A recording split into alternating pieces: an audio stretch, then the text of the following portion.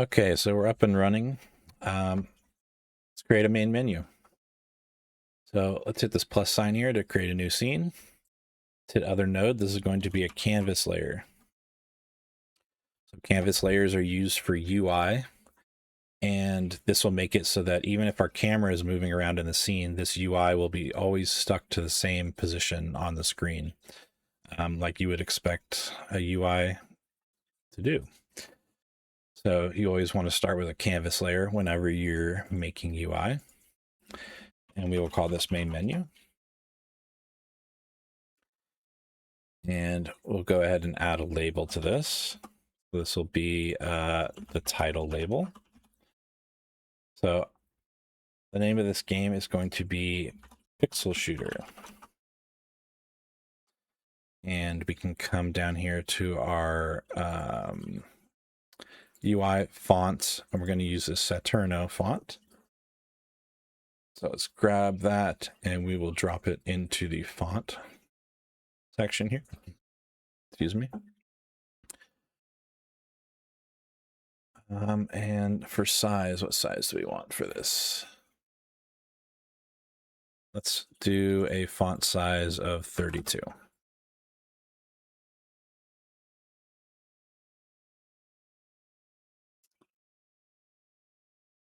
And so now we can see we have a size here. It's 289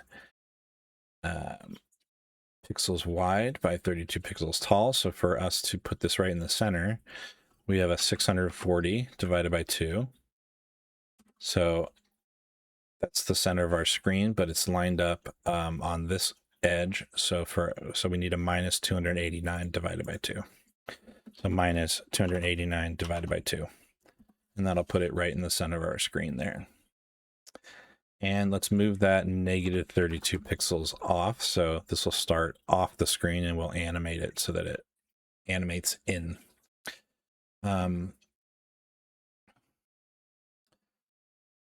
create a panel container here. So click on the root here, and we're going to add a panel container. And we're going to name this the main menu panel container. And under that, we're going to have a margin container. So anything within this margin container will abide by the margins that we set right here. So we're going to set an 8 pixel margin all the way around so that our buttons aren't right on the edge of the panel container. We're going to have a margin around it. And then let's stick a VBox container here. So this is a container that aligns everything that we put inside of it vertically, one on top of the other. And this is where we're going to have our 4 buttons. Let's create a button here. And we will call this the play button. And we'll duplicate that 3 more times. So hit Control D to duplicate. And this will be our options button. And then we'll have a leaderboard button. And finally a quit button. Let's go ahead and name all these buttons. We'll have the play button, the options button, the leaderboard button, and the quit button.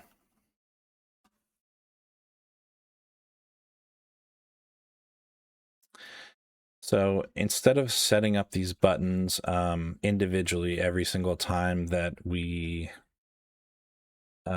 want to have a button, instead of setting its font and its styles and all that, instead we're going to set up what's known as a theme so that across our project all our buttons will look the same and all our labels will look the same and all that. So let's come in here to resources. We're going to create a new folder here and we'll name this resources as well. Under that, we're going to create a new folder. We'll call this UI. And then under that UI folder, we're going to create another folder called themes.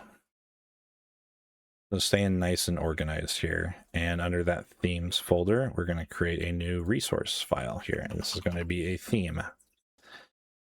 So let's create that. We'll name this UI theme.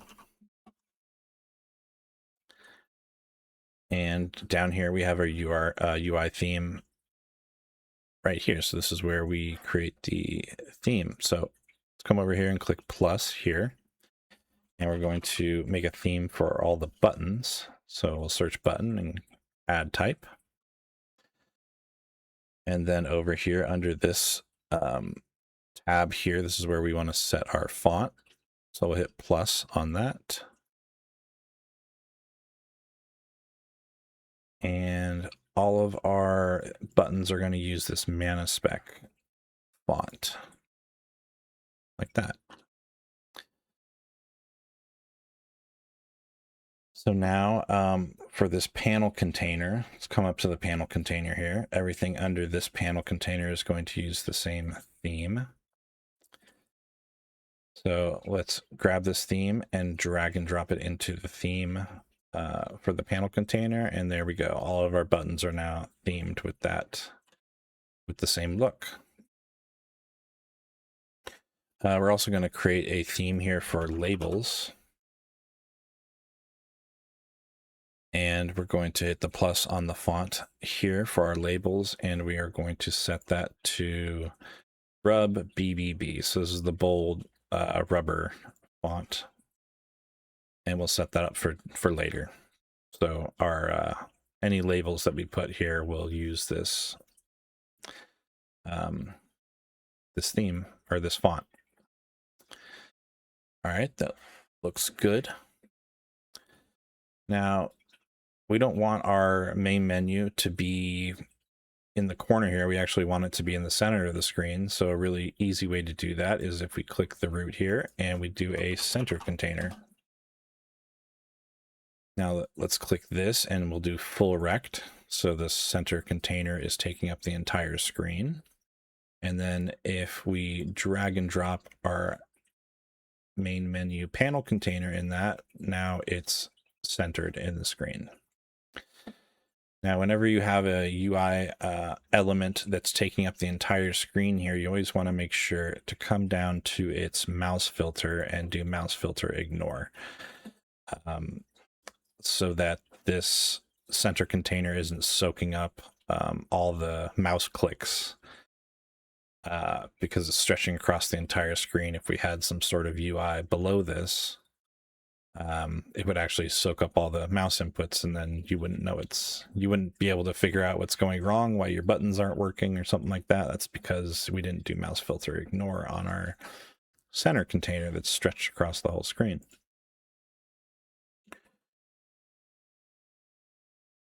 So we have all that set up. Let's go ahead and click on the root here, and we're going to do an animation player here. Drag that to the top of the screen. And let's animate our title label and our main menu panel container. Let's just have those, just have a little bit of movement when we start the game, so it looks nice. So to do that, we have our animation player selected, so we can come down here on the animation tab, and we'll click this, and we'll do new animation, and we'll just call this in. So let's click this autoplay on load, so that right when the game starts, it will autoplay this animation. And we'll have this be 2 seconds long. And down here, let's have it step by 0.1 seconds, and then let's click this so that that snaps to the timeline. So now our timeline is snapping in 0.1 second intervals here. So our title label, we want it to start off the screen. So let's go ahead and snap or keyframe its position here. So it starts off the screen. Let's come to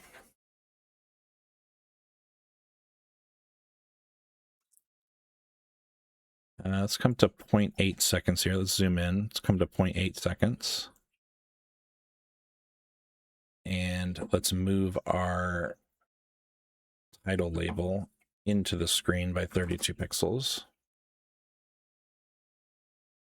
Actually, you know, it will do 32 plus 8 pixels. So 40 pixels. And we will keyframe that position there. And then we'll come to 1 second here, and then we'll snap back to that 32. So it'll bounce a little bit, and then we'll keyframe that. So if we come to the 0 seconds on our animation, we hit play. Now we have that animated just like that.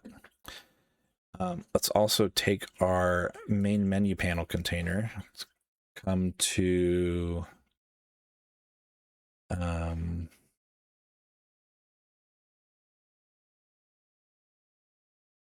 to 0 seconds here, and let's find the modulate.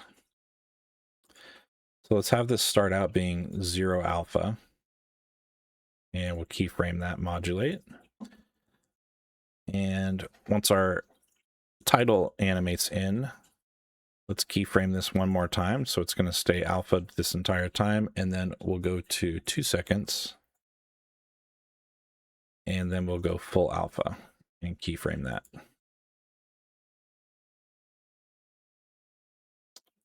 And over here on the position for our title label animation, if we use cubic instead of linear, that's going to look a little more smooth and a little more of the bouncy effect that we want. So let's go ahead and see what this animation looks like. So the title comes in, and then the main menu will fade in as well right after that. So that looks good. That's cool.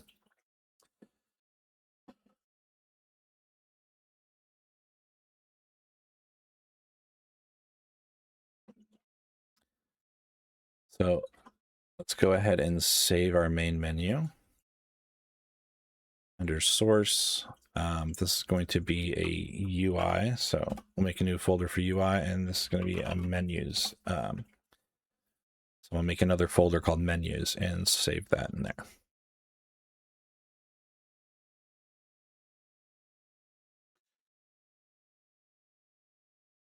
Now let's create a script here, and we'll add that to the main menu. So this is our main menu script. We'll go ahead and save real quick. Now, before we set this up, we're going to need, before we set up the play button and the quit button, well, we can set up the quit button, but before we set up the play button, we're going to need a new scene to load when we click play.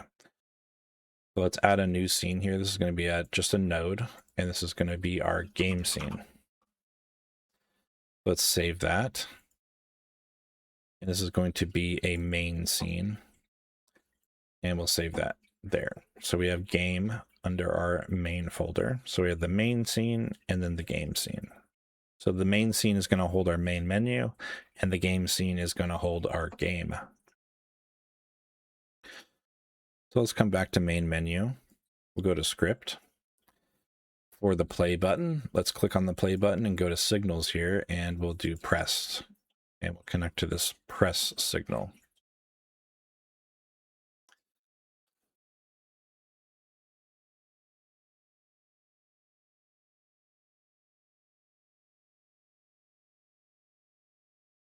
Okay.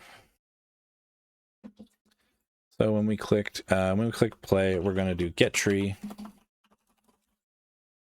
dot change scene to file, and we're going to change to that game scene. And we can also set up the quit button. So let's connect to the pressed signal on the quit button, and we will simply do get tree dot quit. Save that. So let's go to our game scene really quick, and we'll just add the arena in on the game scene as well. So we have something to look at there. And let's test this out. So hit play. We'll see how this looks. And I'm not seeing anything. So what's going on with our animation player? We're at the 2 seconds. Let's scroll this back. to 0 seconds, or we'll have it be reset. Reset. Let's hit play one more time. Why is it not animating in?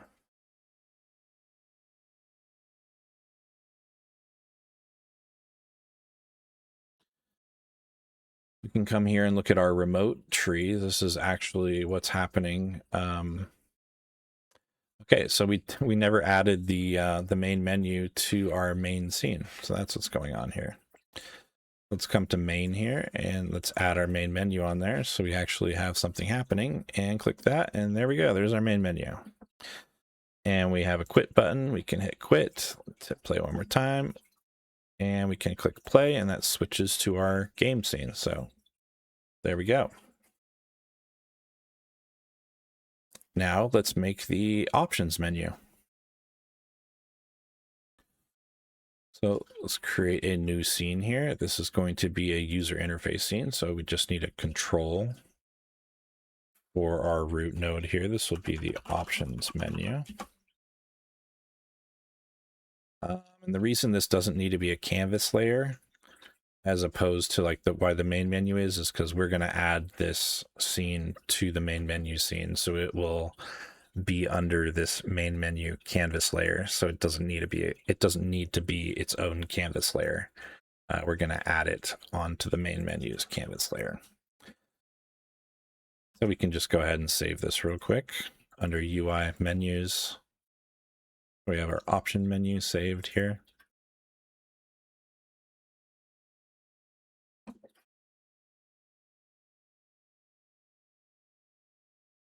Okay, so we want our option menu to be in the center. So let's create a center container. Let's have that be full rect.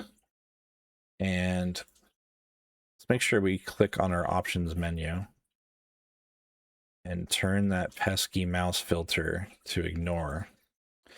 As you can see, it's on stop right now, so it would actually block all inputs behind it. So we don't want that. Center container as well. We don't want to be blocking any of these mouse inputs, so let's do ignore on that. Now let's have a panel container under the center container. And we will have a margin container within that with 8 pixel margins. And then let's have a VBox container, line everything up vertically that we're going to put in here. So let's have a label. This is going to be the title label.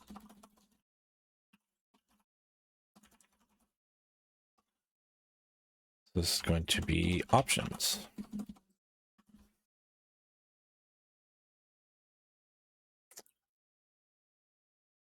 Now let's go ahead and on this options menu, right at the root, let's put our theme on there. There we go. So now our label is themed. Let's click on the VBox container again. Let's do an H separator. This is just for visual looks. It's just a horizontal line. Then we're going to do another label. Let's name this audio label. So these are going to be our audio settings. And I actually don't want this label to be using this font. I want it to be using Manaspec. So let's go ahead and override that font. And we can do that here by just putting a font right here on it. Let's do font size of 12. And that looks good. So now let's duplicate this label. And let's name this the master label. So this is going to be for our master volume.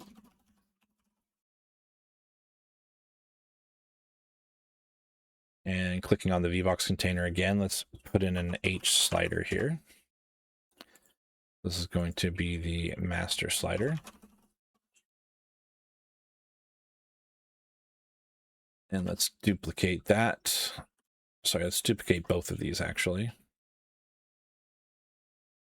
2 more times. So this is going to be the sound effects label and the sound effects slider. And this is going to be our music label and our music slider. Let's change this to SFX and change this to music. There we go. And let's select all three sliders here. We'll do a min value of 0 and a max value of 1. We'll have the step be 0.01, and we'll have the value, initial value be 1. So all the sliders are initially up at full volume. Let's go ahead and take this H separator and duplicate that and put it down below. And then we're going to have another label. So let's duplicate this music label, put it down below. This is going to be our display label.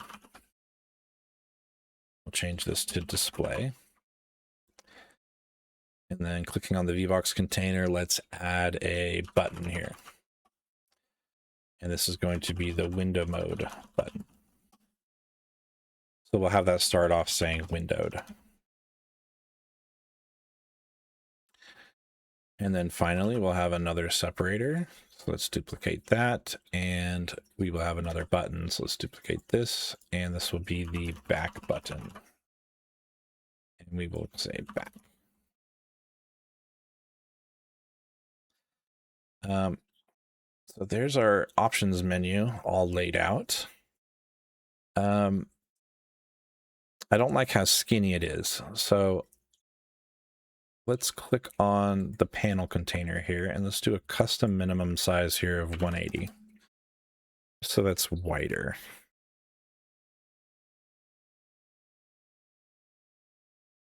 On these buttons, I don't know if I like them stretching across the entire screen, so let's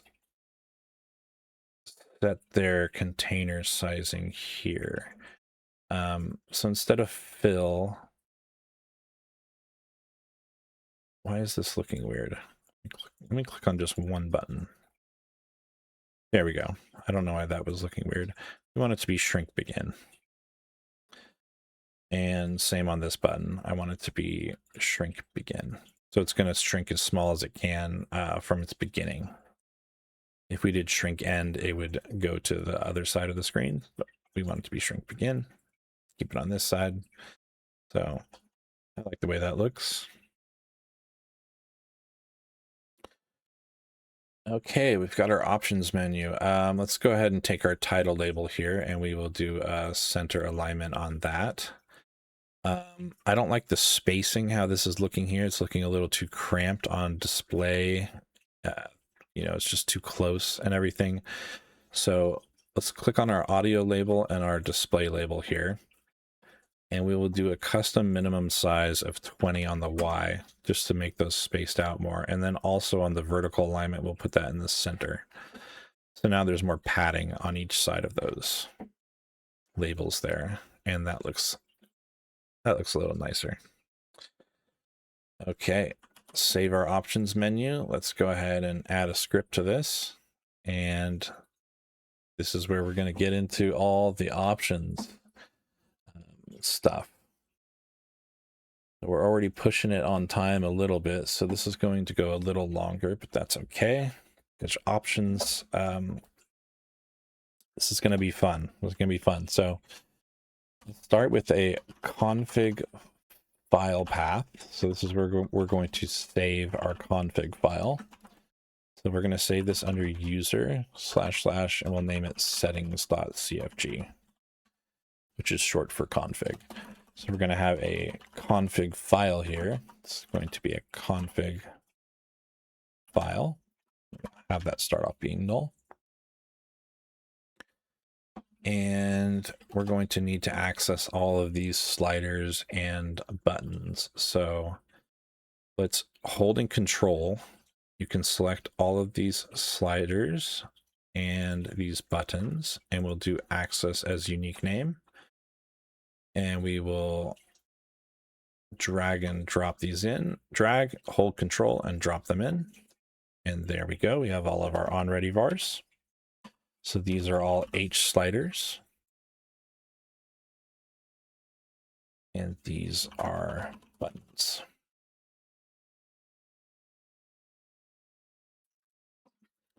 So you can see already why access as unique name is really nice, because instead of having this huge laundry list of a center container, panel container, margin container, VBox container on each one of these, you know, a big list over here, it just looks really nice and clean, and we can move these around and it's not going to break. All right, let's go into our ready function. This is where we set up all our stuff. So we're going to set up our config file here. The config is equal to config file.new.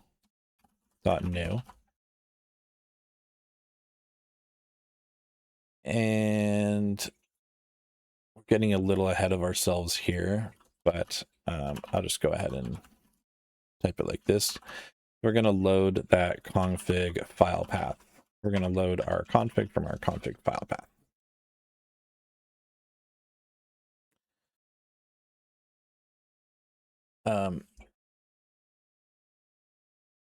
So that you guys kind of understand what we're going to do next when we're setting, when we're loading our config file, we'll go ahead and do the save function and the load function here. So let's have a function here, save settings, config, and it's going to be a config file. So whenever we move any of these sliders around or we change our display setting from windowed to full screen and back, we want to be able to save these settings between playthroughs. We don't want to have to come through and do our options settings every single time we start and stop the program. So to do that, that's why we're doing this config file to save all of our settings here. So we're going to do config.setValue audio. So that's the section we're saving in, and we have a master volume, and that's going to be attached to our master slider.value. And then we also have the same thing for our sound effects and for our music sliders as well. We have SFX slider and the music slider.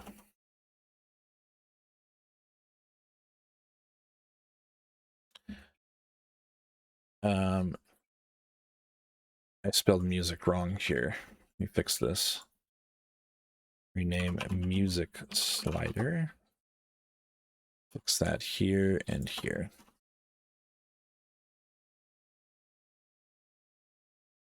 Okay, and when we're messing around with our window mode, this is where we want to save this setting. So if our window mode is an int, we're going to go into the display server and window get mode. So that'll give us what mode we're in, if we're in full screen or windowed, and we'll do config set value. It's going to be our video settings.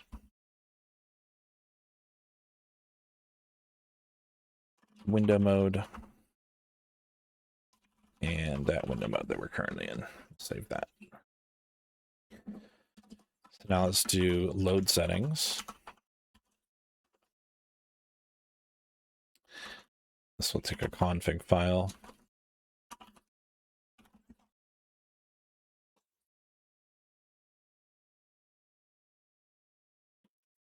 So we'll set our master slider.value equal to our config file get value audio master.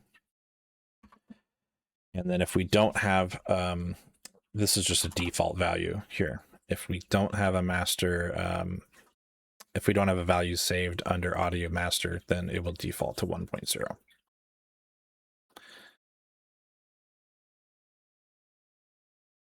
And I spelled this wrong. Master slider.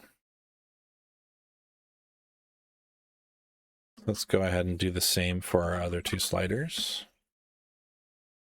The sound effects slider and the music slider. And this is going to be SFX and music.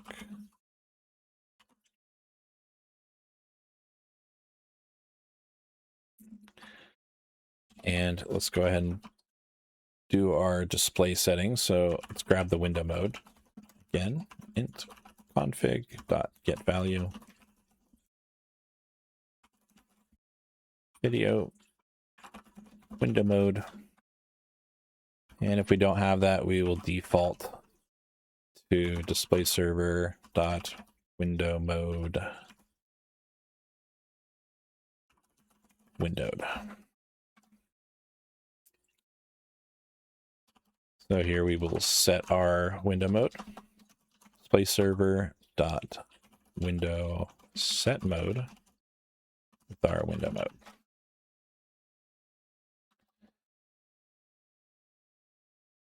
And down here, if we do set to our window mode, if we do set it to windowed, we want to center that window. So we need a new function. We'll do center window. So to do that, we need the screen index as an int. So let's go into the display server and window get current screen. Then we'll grab our screen size as a vector 2i. So we'll go into the display server screen get size on that screen index. So we're grabbing the current screen and getting its size.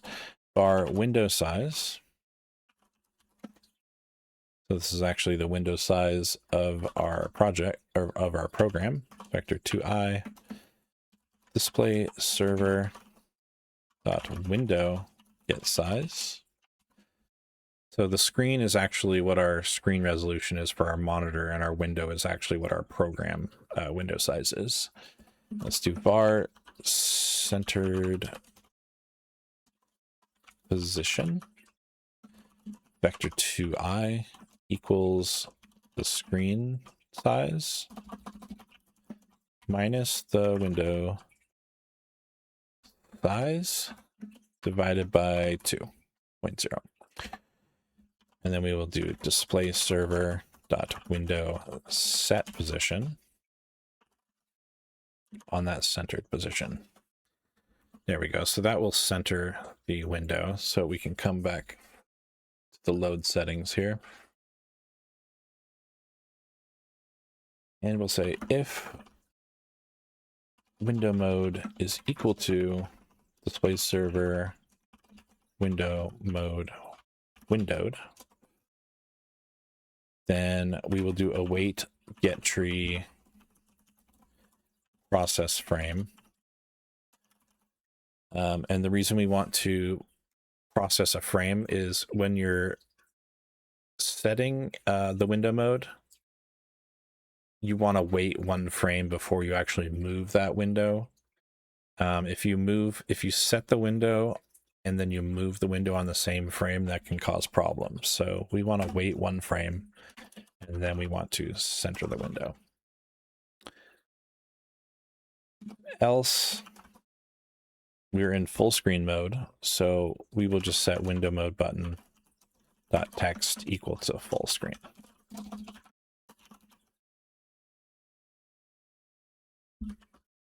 Okay, now I know this is a lot, but bear with me here. It'll all make sense.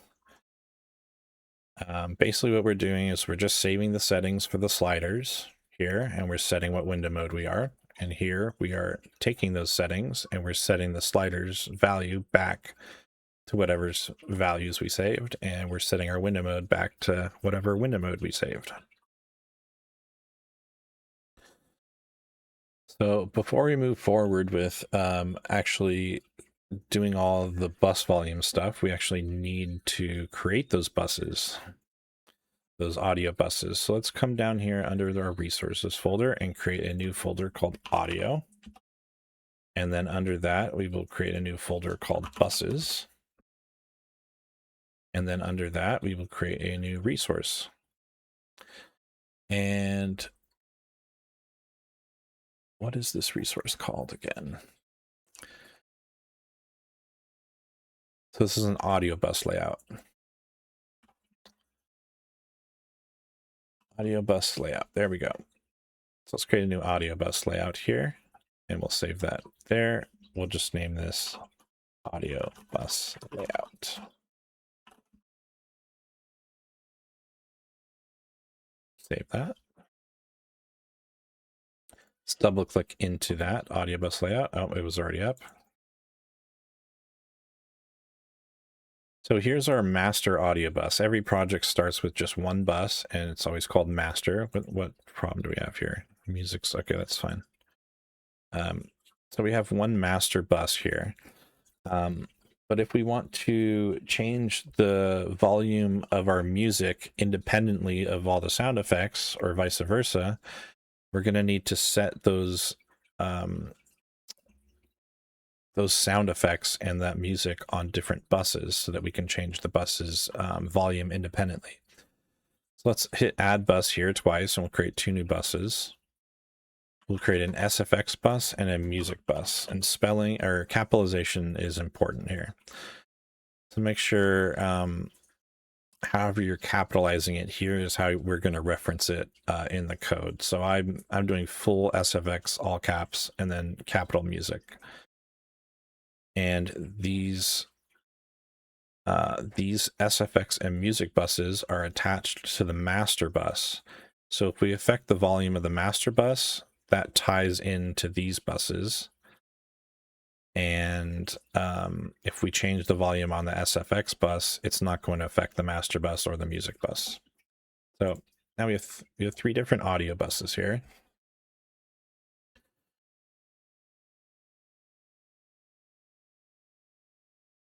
So let's create a couple helper functions here to help us with setting and getting the these bus volumes. So let's have a function get bus volume,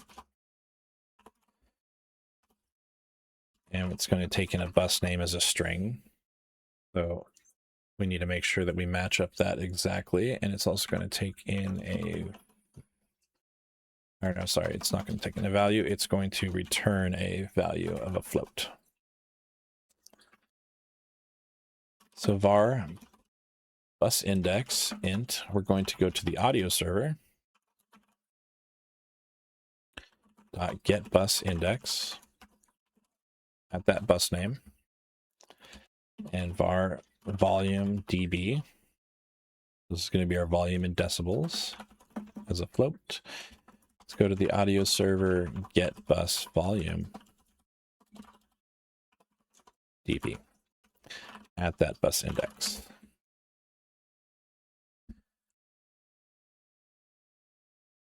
And then we will return dB to linear volume dB.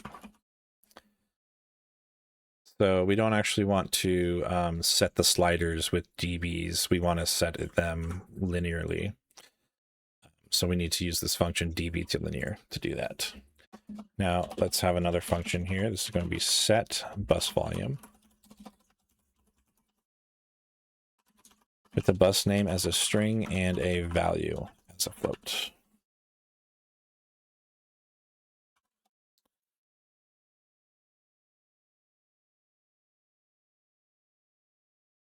So let's copy this bus index again. We need the bus index.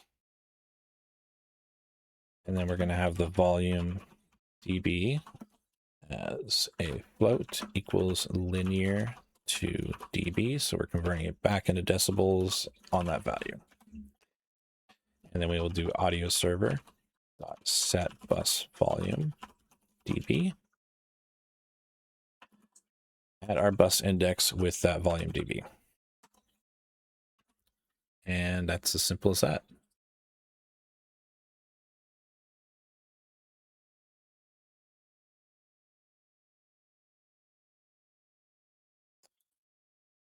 So before we set up the sliders and the button real quick, let's go back to the ready function and finish setting up our option, readying our options settings when we first load back in. So so we've loaded a config file. So if not config dot has section audio.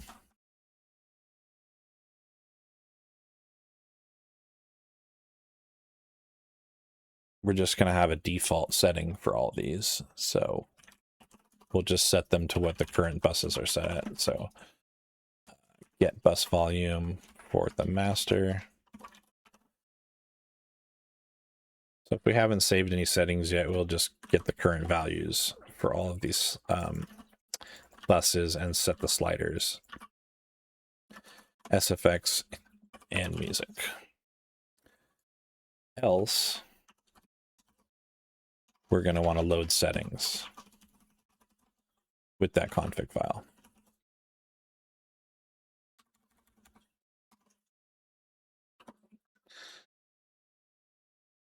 And really quick, just to explain what this underscore is doing in front of the variable, config variable here, and in front of all of our function names here. If this variable is a local variable, meaning it's only intended to be used within this script, then you put an underscore in front of it to signify that this variable should not be used outside of this script or changed or referenced outside of this script. The same thing with functions. We put an underscore in front of these functions because this is a local function. It's never going to be called, or it should never be called outside of this script. And it should only be called within the script locally. So that's just a general convention there, and the reason why this config variable has an underscore in front of it and our functions have an underscore in front of it. If we intended to call this save setting function outside of this script, for instance, then we wouldn't put an underscore in front of that, and that would just tell us that it's okay to call this function from outside of the script, or this function is intended to be called out from outside of the script. So we're going to be using that convention throughout our project. And it's a really good habit to get into. So now we know that this config variable is a local variable, should only be called and used within this script. Same for their functions. So we have our set bus volume and get bus volume. So let's actually go ahead and now connect up our sliders. Let's go on our master slider here, and let's connect to the value changed signal on that slider. So this is going to be as simple as set bus volume on the master bus with our slider value. And we can do the same thing for our SFX slider and our music slider. Whenever we change the slider value, we will set that bus to that value.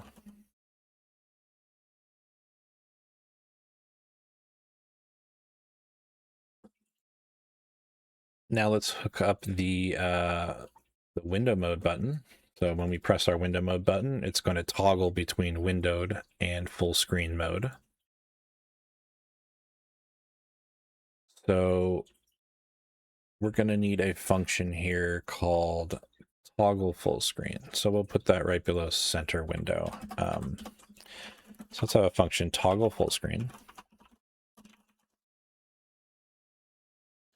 So suvar current mode. Let's grab the current mode that we're in right now. Display server dot window get mode.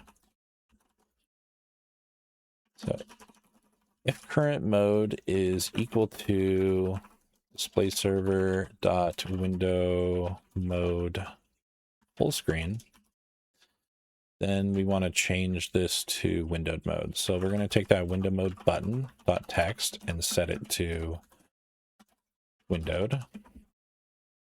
And then we're going to go to our display server, window mode set, or window set mode with display server, window mode, windowed. And then we're going to await get tree and process a frame. and then we're going to center that window. Else, that means we want to set it to full screen. So we'll do window mode button dot text equals full screen, and then we'll set the display server to full screen. So Windows set mode display server window mode full screen. There we go. So that'll toggle us between full screen and window mode, and it'll also set the text on our window mode button.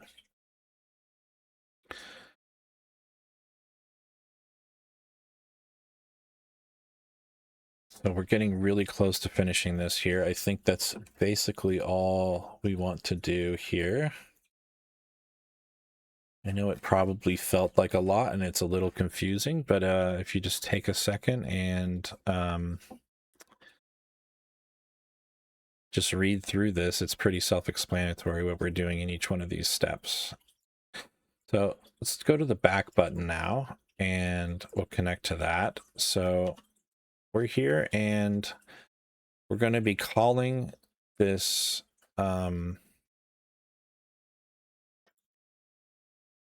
we're going to be opening the options menu from our main menu here by clicking the options button. So when we do that, when we click back, we want to go back to the main menu, essentially. So to do that, on back button pressed, we're going to save settings into our config file. We're going to change visible equal to false for our options menu, for our entire options menu. And then we're going to say we're going to need a signal here. So I don't like my signals to be all over the place, and you know, we have signals across our entire project, and they're in all sorts of scenes, and we're going to have problems like referencing certain scenes to connect to those signals. So a really good archetype, I think is the word, to deal with signals is called an events bus.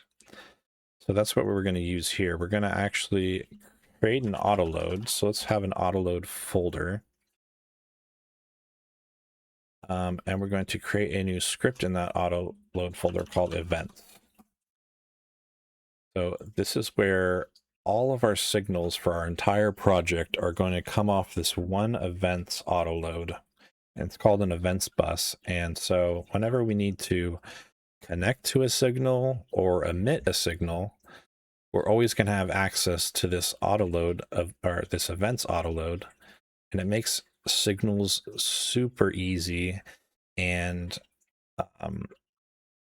it frees them up from being tied to certain scenes and all these kind of references that you might need.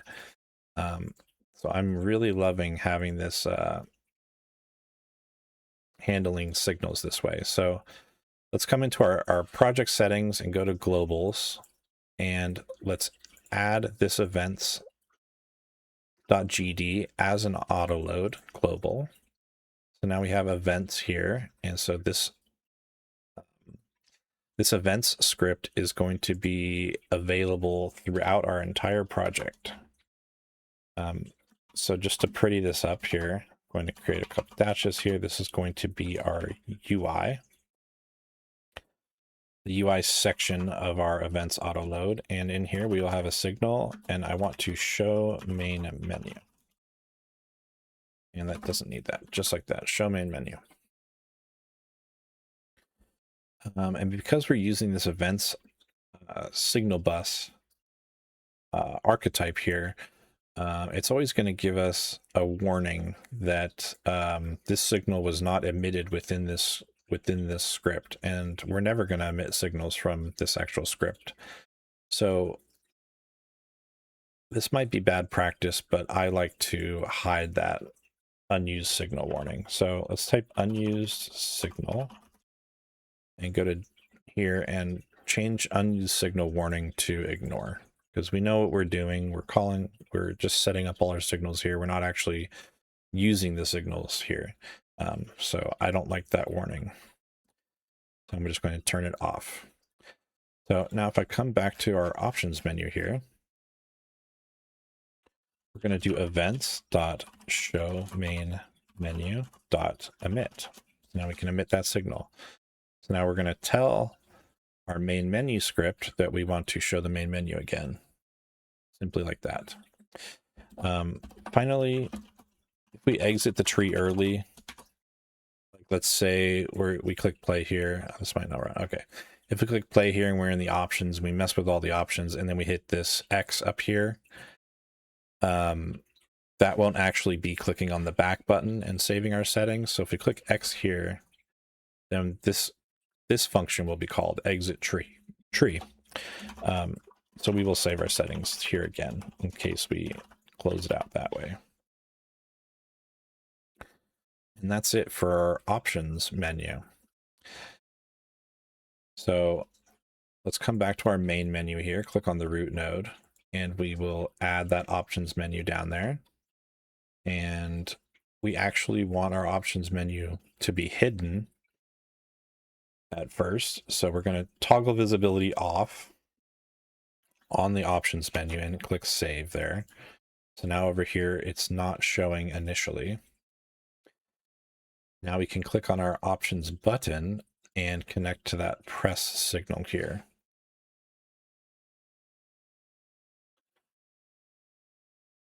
So we're going to need a reference to this options menu. So let's access it as a unique name and pull it in as an onReady var, and it's a control.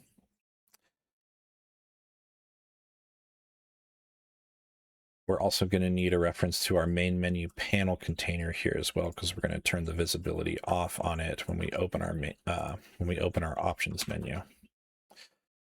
And this is a panel container.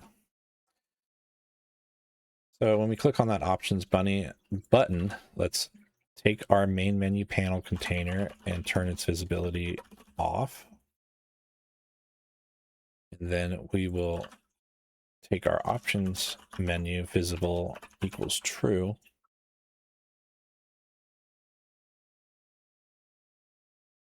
And that will handle that. So let's connect to that function that we set up. So events.showMainMenu.connect on showMainMenu.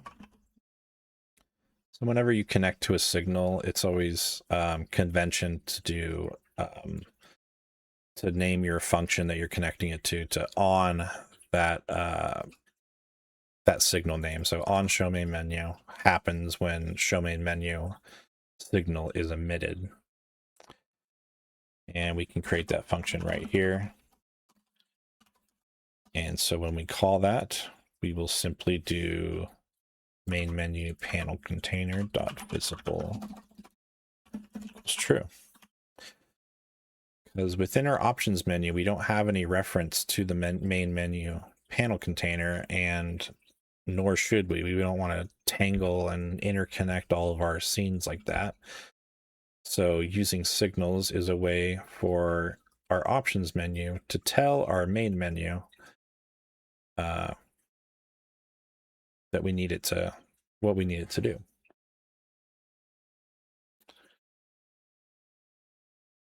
So this should be enough to get our options menu showing again. And let's go ahead and organize these in order of the buttons, how they're actually laid out. So play button, options button. We'll just connect our leaderboard button here with a pass, and we will just organize that real quick. We're not going to do this right now, but there we go. And let's click play.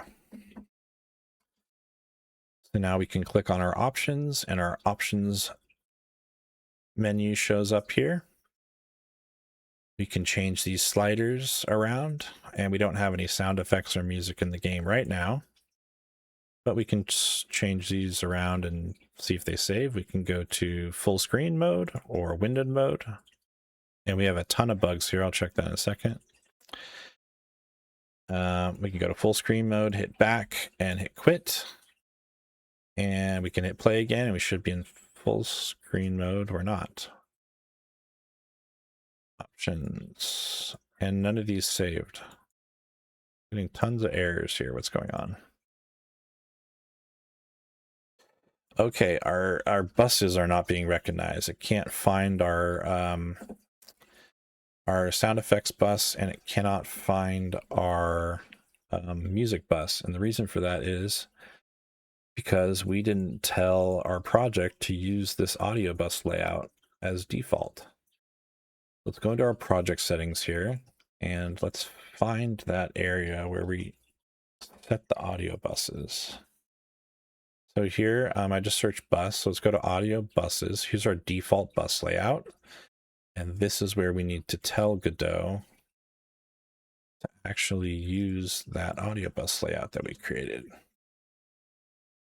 So under default bus layout here, make sure you select your audio bus layout with your SFX bus and your music bus there. Let's try this one more time. Options. So we're setting all of these different buses now. We're going to full screen mode. Let's hit back and quit. Now our config file should save here. So and it didn't. Interesting.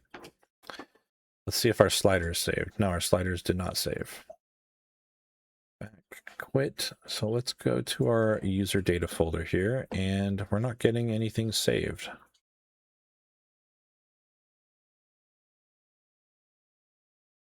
Nothing is saving our save settings.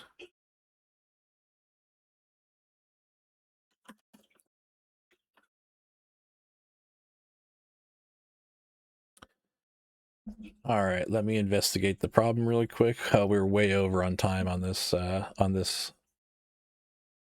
lesson, but let's fix this saving problem, and then we'll move on. I'll be right back. Okay, that was a very simple mistake I made. We forgot to save our config file in our save settings function. So come to your save settings function, make sure you call config.save on that config file path, and that will actually save our settings.cfg to our user data folder. We were forgetting to do that, and nothing was actually getting saved. So now we're saving. So if I click play here, you can see that my settings have already been saved. The sliders are all getting set to what those buses are actually saved as. Our window or full screen mode is getting saved. And we actually, if we go to open user data folder, you can see that we have our settings.cfg here now. So you can see that audio section that we set up, and we have the master, sound effect, and music volumes all right here. And we have our window mode under our video section set up here. So this is what the config file looks like, and it's grabbing all these values so that when we hit play again and we go to our options menu, all these sliders are set and it remembers our audio settings. I'm going to turn these back to full and keep it on windowed mode. And that'll do it for this section of the video. I know that was a long one, but it was a lot of fun. We got a lot of good things done here with the options menu. And you can extend this as much as you want to have as many options as you want. You got your config file all set up here. You can create new sections if you want, and save those settings as you want. And yeah, this is a really strong setup for your options menu here.